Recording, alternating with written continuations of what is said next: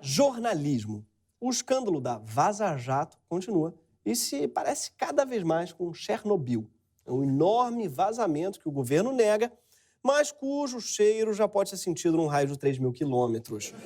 E no final de cada episódio você fala, meu Deus, que coisa horrorosa e deprimente, quero mais.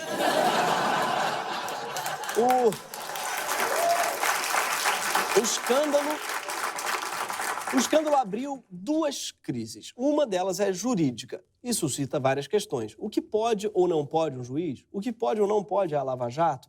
Uma mãe tem o direito de batizar o filho de Deltan? Difícil, porque parece nome de repelente. Vamos ser sinceros. Aliás, não. Vamos ser justos. Até o repelente mudou de nome e chama Off. Sim, até o Altan achou que o nome dele era muito repelente. Enfim, aliás, o nome é de repelente e o sobrenome é de remédio, né? Tomar aqui um Dallagnol, quer? Vamos rachar um Dallagnolzinho? 500 miligramas?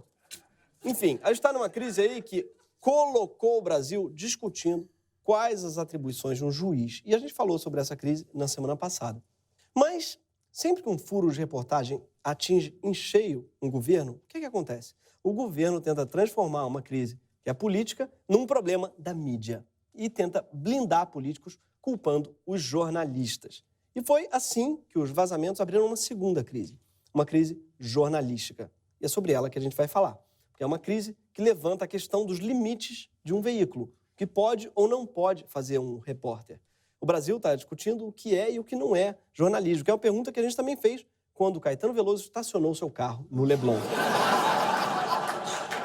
Sim. E claro que aquilo é jornalismo? Sim. Que conseguir uma vaga no Leblon é notícia? Sim. E se eu conseguir esse furo jornalístico é porque eu mereci.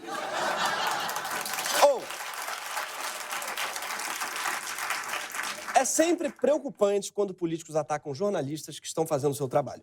Mas também é totalmente previsível, porque o jornalismo bem feito, em geral, é aquele que diz que o rei está nu, ou que, no caso, o juiz está nu, e que o pinto dele está apontando para a direita. E esperava-se do pinto de um juiz uma certa isenção. Uma isonomia, digamos assim.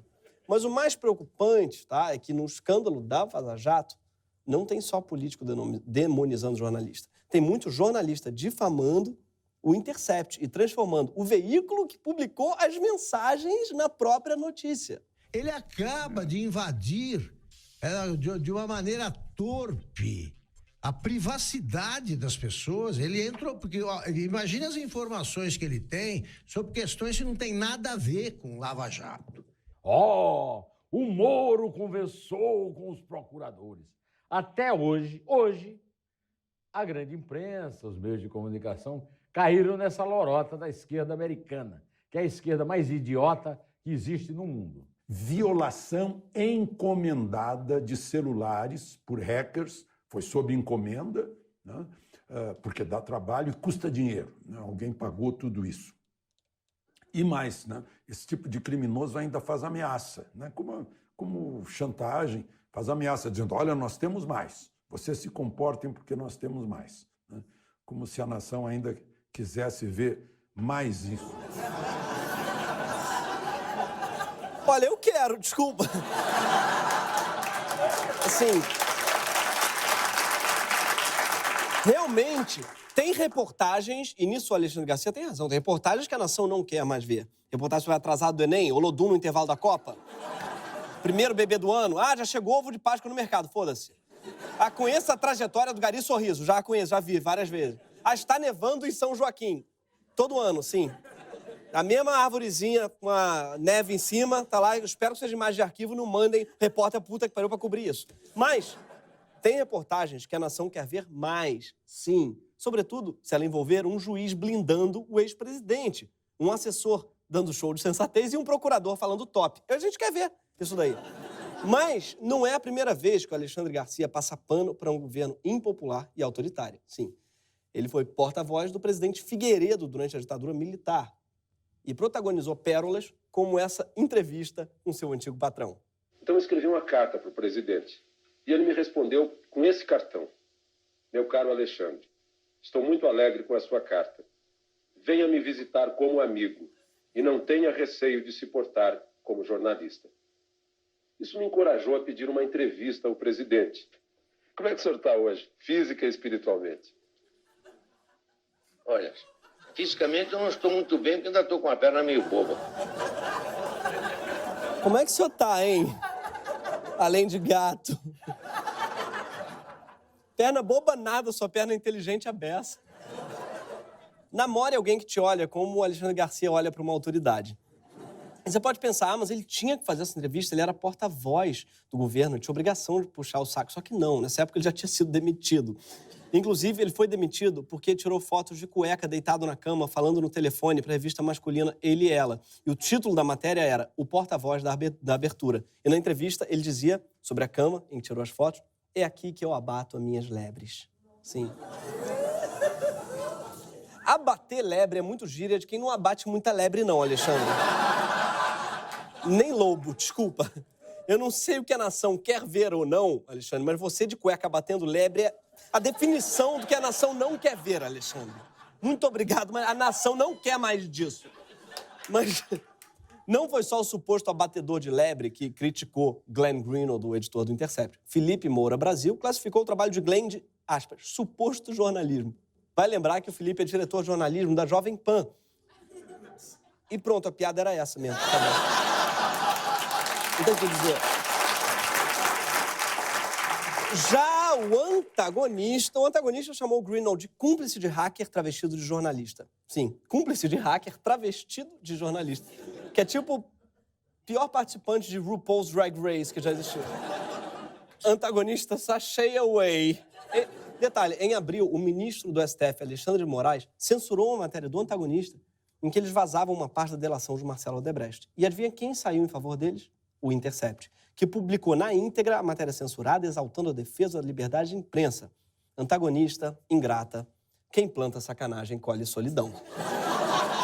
Mas não surpreende, porque parece que a turma do antagonista não entende muito bem, não, como é que se faz jornalismo investigativo. O método que eles usam para conseguir um furo é bem heterodoxo. Quer dizer, heterodoxo não. É bem contrário a todas as boas práticas do jornalismo, como mostra o seu editor, Diogo Mainardi. Primeiro, ele faz uma afirmação e depois ele implora para alguém dar uma prova de que ele estava certo. Lula tinha uma conta corrente no setor de propinas do Odebrecht. Se algum dos meus amigos com acesso a esse bendito documento estiver me assistindo, por favor, eu imploro, mande para mim essa planilha. Eu peço de joelhos, por favor. Eu tô esperando. Eu gosto muito da maneira meio erótica que ele fala. Lula. Lula. Lula. Lula. Mas eu queria me solidarizar e pedir para quem tiver, manda para ele essa conta do Lula. Esse vídeo tem 3 anos. Ele deve estar ajoelhado até agora. Isso é em Veneza. O mar está subindo, deve estar batendo aqui já o mar. Agora, pelo menos estes jornalistas se limitaram a criticar o Glenn. Outras figuras da mídia fizeram muito pior. Deram repercussão a mentiras e calúnias que não só não têm nenhuma base factual, como ainda colocam em risco a própria segurança da equipe do Intercept. Pouco depois do início da divulgação dos vazamentos, uma conta do Twitter chamada Pavão Misterioso alegou que o Intercept enviou mais de $380 mil para um hacker russo e forjou parte das mensagens divulgadas. Como prova, o Pavão Misterioso apresentou uma espécie de extrato bancário da transação. O suposto documento, no entanto, tinha erro de inglês. E cita um nome errado de uma criptomoeda, tipo, a gente depositamos 300 milhões de bitcoins na conta do hacker. É verdade esse bilhete. Caralho. Vamos lá. Foi aí que entrou em cena o deputado federal Carlos Jordi Alisson Semacopinamoá, para quem não lembra, e o colunista Caio Coppola publicaram um vídeo, né, com esse trocadilho super inteligente. Vocês vão ver que eles fizeram puta piada, meu. Aí fazendo uma alusão aí a quem? Ao tal Pavão Misterioso. É, genial. Fala aí, Caio. Beleza? Estamos aqui na Noite Paulistana, curtindo um pouquinho. O que você acha do Glenn? Você acha que vão pegar ele agora? Vamos pegar o Glenn? É. Se pá, vamos. Você lembra do tio do pavê? Agora tem o tio do pavão. A direita, ela tinha que desistir de fazer piada, gente, desculpa. Direita entende de fazer hambúrguer, cerveja, golpe jurídico parlamentar. Deixa a piada com a gente. Pra começar, ninguém faz uma piada boa e dá uma gargalhada depois. Isso é uma regra, tá? Você não precisa nem ouvir a piada. Se a pessoa que falou tá assim...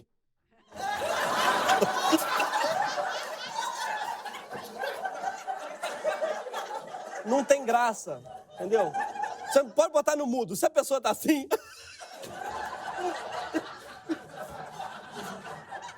Entendeu? Não vai ter graça, gente. Direita, infelizmente, não sabe. Direita fazendo piada é igual esquerda fazendo autocrítica. Não sabe. Não sabe.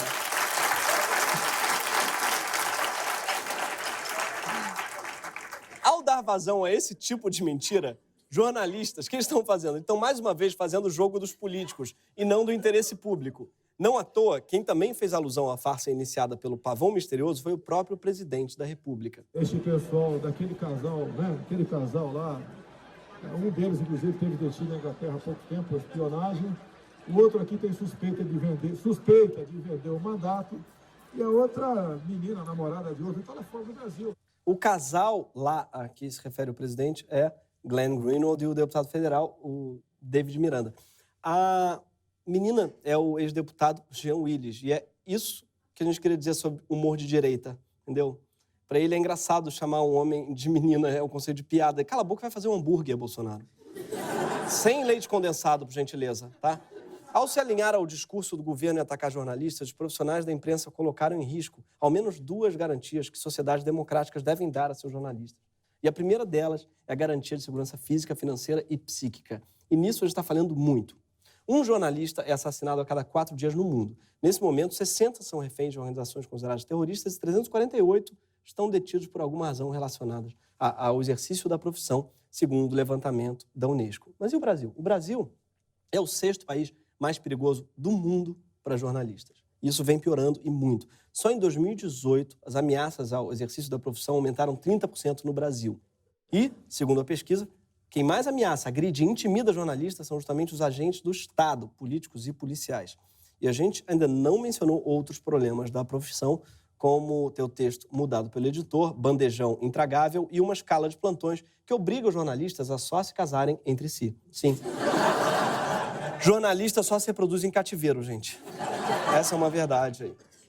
E a situação dos jornalistas no Brasil só é piorada pela classe política. Aqui é preciso pontuar que os nossos presidentes têm um histórico péssimo nesse quesito. Collor, por exemplo, mandou a Polícia Federal invadir a sede da Folha de São Paulo. Lula mandou caçar o visto do correspondente do New York Times, o jornalista Larry Rotter. E só voltou atrás depois da decisão do STJ. E tudo isso porque o jornalista associou ele ao consumo excessivo de álcool, que equivale a associar o Zeca Pagodinho ao consumo excessivo de álcool mesmo.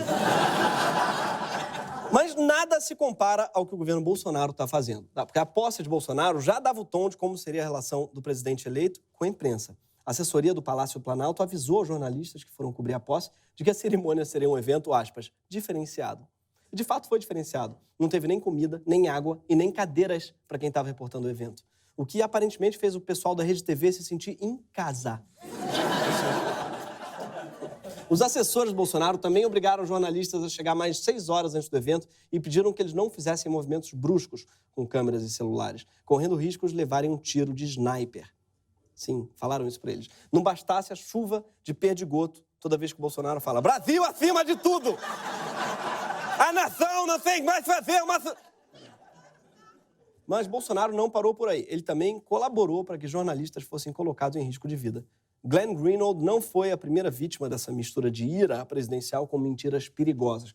Em março, um dos sites mais citados pelo presidente, o Terça Livre, postou um texto com mentiras sobre a jornalista Constância Rezende, do Estadão, que trabalhava na cobertura das movimentações financeiras de Bolsonaro e Fabrício Queiroz. Segundo a manchete, Constância admitia trabalhar para arruinar a vida de Flávio Bolsonaro e buscar o impeachment do presidente. A matéria, aliás, era assinada por uma assessora de um deputado do PSL. E a frase da manchete simplesmente não existia no áudio da entrevista, divulgado pelo próprio Terça Livre. É tipo se o último Vingadores se chamasse Altas Putarias e Muito Nu Frontal. Não, não tem. E o que Bolsonaro fez? Ele jogou a publicação do Terça Livre no Twitter dele, onde ela foi compartilhada milhares de vezes. E a jornalista Constância, então, recebeu ameaças de morte e agressões nas redes sociais. E quando surgiu um movimento de jornalistas apoiando a repórter, Bolsonaro falou em jogo da farsa e denunciou um vitimismo de quem nunca foi vítima. Sim, eles inventam que são vítimas de um complô, fazem com que uma repórter seja ameaçada de morte e depois acusam ela de vitimismo.